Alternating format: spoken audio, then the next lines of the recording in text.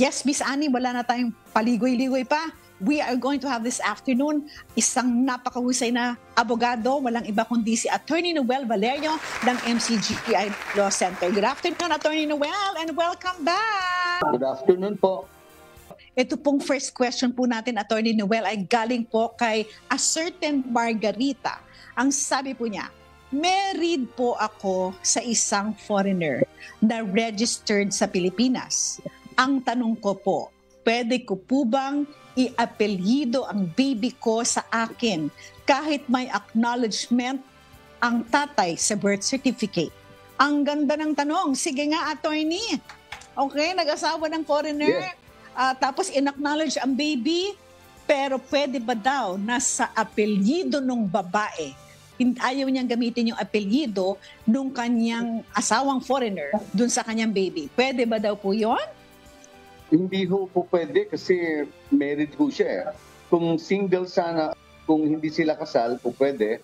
Pero kung kasal sila, kasi ginagamit yun, kapag ka magpaparegister ka ng bata, yung marriage contract, titignan ho sa birth certificate. So, hindi ho po pwede. Pwedeng ilagay yung family name ng Margarita, idugtong lang yung family name ng foreigner. Kasi married ho sila. Yung marriage actually, even if you are married to a foreigner, that is recognized and acknowledged here in the Philippines. Lalo-lalo na in-acknowledge yung baby ng foreigner. Kung hindi sila kasal siguro, Seth, so pwede ko yan. Ang kasagutan sa tanong na kung pwede ipangalan sa kanya, yung apelyido, kay Margarita, the answer is no. Pero kung ako naman sa kanya, ipangalan mo na dun sa father. Kasi syempre, ano rin yung bata rin, may right din naman siya dun sa pangalan ng father. Wala namang problema yon. So yes, the answer is no, Miss Annie. Thank you. Ayan. Thank you very much, Attorney Dot.